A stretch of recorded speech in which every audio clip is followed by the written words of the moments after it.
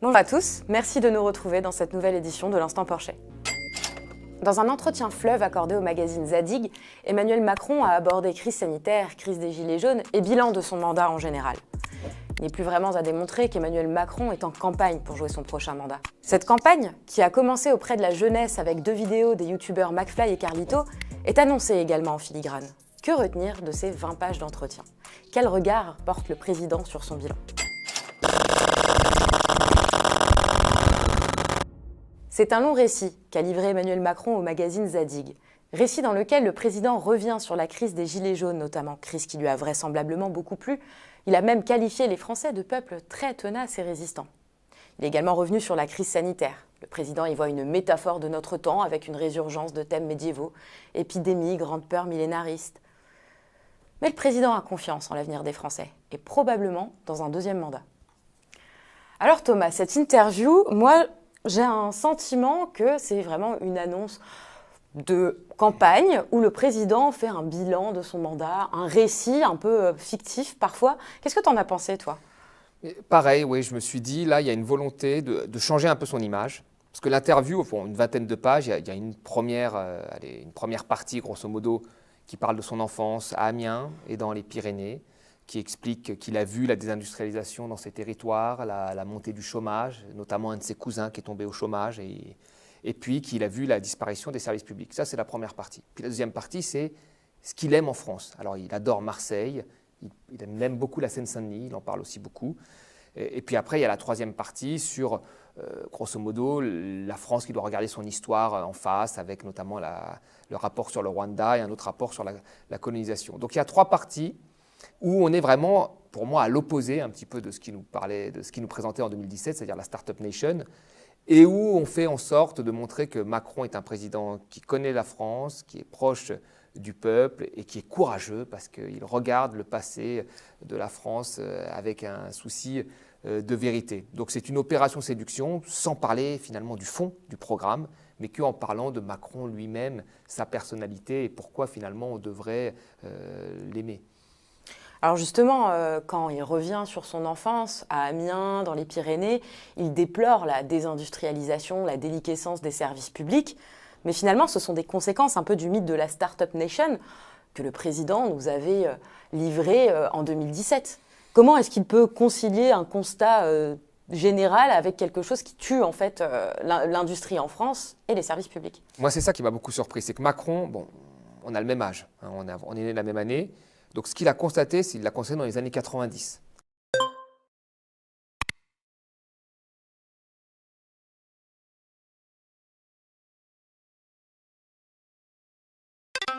Et dans les années 90, on voyait les premiers impacts du tournant de la rigueur ou du tournant libéral des années 80. C'est-à-dire la désindustrialisation avec la mondialisation et la financiarisation de l'économie et la diminution des services publics avec la logique austéritaire qui s'imposait moins fortement qu'aujourd'hui mais qui commençait à s'imposer dans les esprits avec tous ces équilibres budgétaires qu'il fallait respecter. Donc il en a vu les conséquences, mais pour lui, le programme qu'il nous a présenté en 2017, c'est d'aller plus loin dans ce qui a permis cette désindustrialisation et cette austérité et cette casse des services publics. Parce que lui, son but, c'était d'adapter la France à la mondialisation. C'est ce qu'il disait.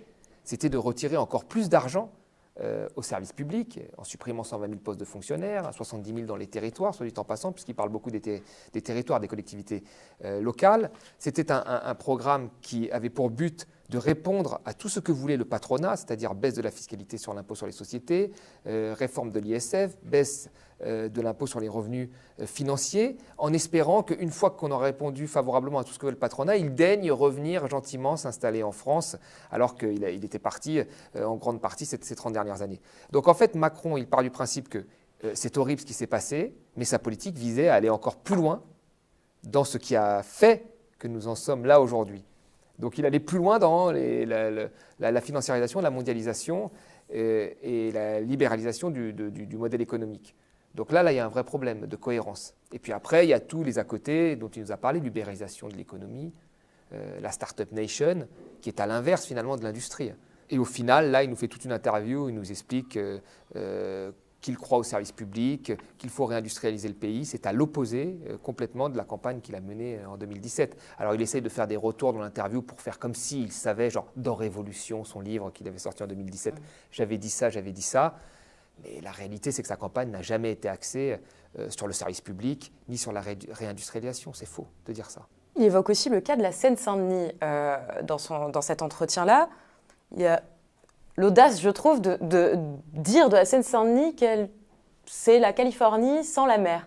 Alors c'est Venice Beach sans la mer, la Silicon Valley sans la mer, la Seine-Saint-Denis. Qu'est-ce qui s'est passé durant le mandat d'Emmanuel Macron en Seine-Saint-Denis? D'où vient cette formule? Emmanuel Macron, pendant le confinement, a été beaucoup en Seine-Saint-Denis. Il a discuté avec des maires. Il cite le maire Gilles Poud de la Courneuve. Il se bat beaucoup pour les inégalités dans le 93 et dans sa commune. Il est souvent en communication avec lui.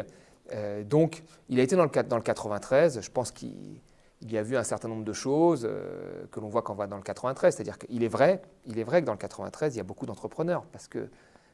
Et il est vrai que les jeunes, pour le coup, ils veulent réussir, ils veulent devenir milliardaires. Parce que lui, il voulait des jeunes qui deviennent milliardaires, Macron. Donc il y a une volonté de réussite, il y a une forme de dynamisme. C'est un département très jeune. Mais après, concrètement, il fait quoi, Macron, pour le 93 ? Le département le plus pauvre de la France métropolitaine. Voilà, qu'est-ce qu'il fait ? Il fait pas grand-chose. Mais faut parler. C'est ça que j'aurais aimé avoir dans cet échange, c'est-à-dire un journaliste qui le mette face à ses contradictions. S'il aime tant le 93, la première des choses, c'est pourquoi il a retiré des moyens aux collectivités locales. Dans beaucoup de villes, parmi les plus pauvres, dont fait partie la Courneuve, puisqu'il a cité le maire, les dotations de l'État ont été divisées par 2. C'est-à-dire que la perte des dotations de l'État ces dernières années, on aurait pu reconstruire un collège, on aurait pu employer 400 personnes dans les mairies. Vous voyez ? Et lui, il a retiré des moyens. Donc des moyens, encore une fois, c'est moins de gens dans le périscolaire. Vous savez, là, je suis ici aujourd'hui parce que mon fils est gardé par des gens de la mairie qui prennent le relais de l'école et ainsi de suite. Donc là, il y a moins de moyens pour ça, il y a moins de personnel dans les banlieues, moins de personnel dans la petite enfance, moins de personnel dans les bibliothèques, moins de personnel dans les loisirs. Voilà ce qu'il a retiré Macron et ce qu'a retiré aussi Hollande avant. Pourquoi il n'a pas redonné cet argent aux collectivités locales? Ça, c'est du concret. Il ne l'a pas fait. Alors, on peut dire qu'on aime la banlieue, mais il ne l'a pas fait. Puis quand on regarde l'ensemble des chiffres, vous avez par exemple le taux de recouvrement des besoins, c'est-à-dire tout ce qui concerne la petite enfance, les enfants de moins de 3 ans, la garde des enfants de moins de 3 ans. Le 93, vous avez un des taux les plus faibles en France. Un des taux les plus faibles. Ça veut dire qu'il y a beaucoup de mères aujourd'hui qui ont des enfants qui doivent arbitrer entre un travail pour elles ou garder leur enfant, parce que c'est souvent que c'est les femmes qui se sacrifient. Et là, pourquoi Macron n'investit pas là-dessus? Pour permettre à ces femmes d'avoir des modes de garde et de pouvoir aller travailler. Il n'y a pas d'investissement qui ont été faits. Vous regardez les taux de chômage, ils sont 2 fois plus élevés en Seine-Saint-Denis que dans le reste de la France. Pourquoi Macron il veut réformer l'assurance chômage pour donner moins de pensions aux gens qui sont au chômage? C'est vrai. On regarde le taux de pauvreté. Le taux de pauvreté, il est, par exemple, à la Courneuve, qu'il a cité, il est à 40%, c'est-à-dire pratiquement une personne sur 2. Il est beaucoup plus élevé aujourd'hui, 2 fois plus élevé dans le 93 qu'à Paris. Pourquoi Macron il dit que les aides sociales, c'est un pognon de dingue, alors que les aides sociales, c'est 70% du revenu des 10% les plus pauvres? Donc là, pourquoi dans son plan de relance, il n'y avait rien pour les plus précaires? À peine 0,8% qui donnait du pouvoir d'achat aux plus précaires.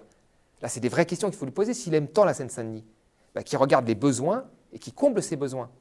Vous savez, vous regardez quand même la banlieue. Seine-Saint-Denis, c'est un département des plus jeunes, un département des plus pauvres. Vous regardez sur le premier acte de la vie, l'éducation. Donc je l'ai dit, il y a moins de moyens sur la petite enfance. Pour les écoles, il y a moins de moyens et les statistiques montrent qu'il y a un décrochage plus rapide. Ce décrochage s'explique par plein de choses, pas parce que les élèves ne travaillent pas, parce que les élèves ont des parents qui sont sous le seuil de pauvreté pratiquement 1 fois sur 2, ou des taux de chômage, donc ils ont d'autres problèmes à régler parfois que les tables de multiplication. Donc il faut accompagner ces élèves. Comment on les accompagne? Avec des cours du soir, en faisant en sorte qu'il y ait moins d'effectifs dans les classes, et c'est l'inverse qui est fait. À la Courneuve, les cours du soir ont été supprimés, les effectifs au lycée sont passés de 28 à 35. Et quand on est prof, on ne gère pas des effectifs d'une classe à la Courneuve où il y a un cumul de problèmes sociaux, comme on gère une classe de 35 à Henri IV où Macron a été au lycée. Donc, faire sa prépa. Donc là-dessus, je veux dire, là, il y a des réponses concrètes à donner. Pourquoi il ne les donne pas? Donc lui, il ne donne rien là-dessus. Puis après, sur la partie des gens qui sont au chômage ou qui sont dans la précarité, là, on leur dit que les aides sociales, ce n'est pas important, on réforme l'assurance chômage. Et puis après, il y a la dernière partie, qui est beaucoup plus faible dans ce département qu'ailleurs. C'est la partie qui sont en CDI. Donc les gens qui sont les plus sécurisés, qui, encore une fois, je le dis, plus faibles dans ce département qu'ailleurs.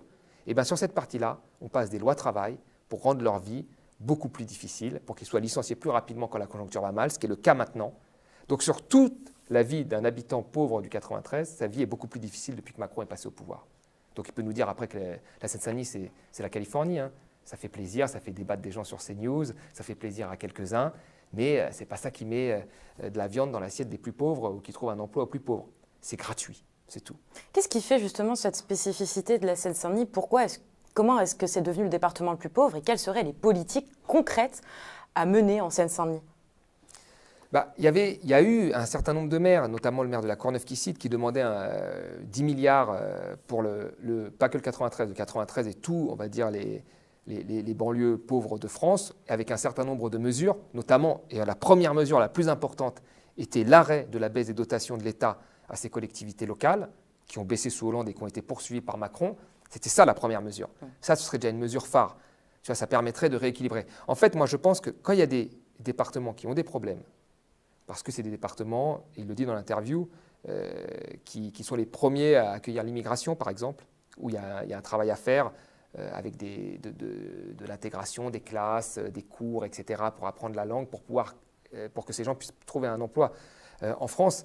Il faut répondre en donnant plus de moyens. Quand vous avez un département qui est plus pauvre, il faut accompagner les jeunes pour leur donner un avenir, leur donner plus de moyens. Si vous avez un jeune sur deux qui est au chômage, c'est le cas dans le 93, un jeune sur deux, d'accord, que vous n'arrivez pas à leur trouver un emploi, comment vous pouvez imaginer qu'ils ne soient pas attirés par l'économie informelle? Vous voyez? Là, à un moment, vous les poussez droit dans l'économie informelle. Si le seul levier, c'est l'école pour réussir, donnons des moyens à l'école et faisons en sorte de trouver un débouché à tous ces jeunes qui courent déjà avec des sacs de sable aux pieds. Quand vous avez d'autres personnes à quelques stations de RER qui, eux, sont suspendus par des fils, ça s'appelle le capital culturel, les parents, etc., qui font toutes les prépas, privées ou publiques, quand ils ratent le public, et ainsi de suite, et qui, eux, sont tenus. Et donc là, on a des jeunes qui vont avoir des conditions plus difficiles et on leur retire encore plus les filets de sécurité par une politique économique qui fait en sorte qu'on les laisse être en fait une main-d'œuvre corvéable à merci qui pourront servir toutes les plateformes Uber, etc. Et Macron ne s'en cachait pas.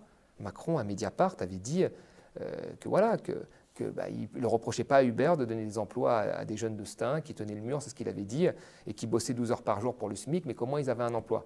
C'est bien lui qui a théorisé l'ubérisation de l'économie.